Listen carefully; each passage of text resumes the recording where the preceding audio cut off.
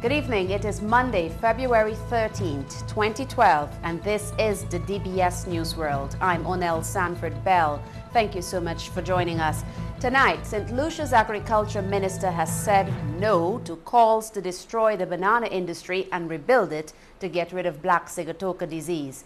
Black sigatoka has infected the entire banana industry, creating what the government has described as a national crisis. However, the Minister of Agriculture has blamed the former administration and his predecessor in government for allowing the situation to get out of hand.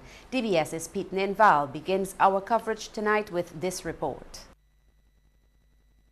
The Ministry of Agriculture says it will, in the next 24 hours, be rolling out a new program to combat black sigatoka, which has been wreaking havoc in the local banana industry.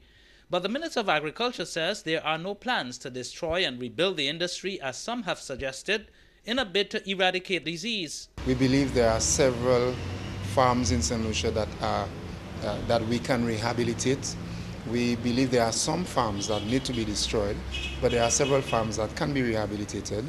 We have the technical expertise in St. Lucia to do it, with the assistance of our friends and neighbors, with the assistance of the French and other people who have offered assistance before, and we will go that way instead.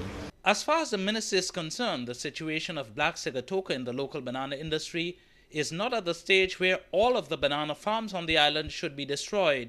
He has expressed confidence that the banana industry will survive, but only with a lot of hard work by all involved. According to Mr. Jean-Baptiste, the fight against the black sigatoka outbreak must be consistent. That is what the former government did not do. But black sigatoka was detected in St. Lucia from as early as December 2009. It was officially confirmed in January of 2010.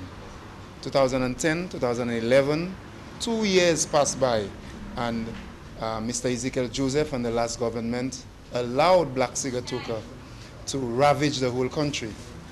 We've been here for 8 weeks, and we will do everything that is humanly possible to help the farmers. Asked about getting Taiwanese help to deal with the black sigatoka outbreak, the minister says he heard of a Taiwanese offer but has no details. Nevertheless, he made it clear that the Labour administration would not turn its back on assistance that the farmers need. He says the ministry continues to talk with the technical people at the Taiwanese mission. However, he disclosed that at this stage, when St. Lucia is reviewing its diplomatic relations, while there will not be discussion at the diplomatic level, the technical cooperation continues. For the DBS News World, Pete Ninval reporting. The St. Lucia Manufacturers Association is disappointed with the composition of a new task force charged with reviewing the ease of doing business here. Association President Paula Calderon says the organization has been left out of the picture, as have other business-oriented groups.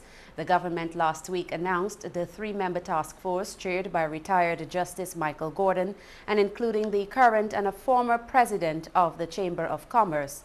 The task force is expected to present a preliminary report by March 15th. More in this report by DBS's Dawn Nicholas.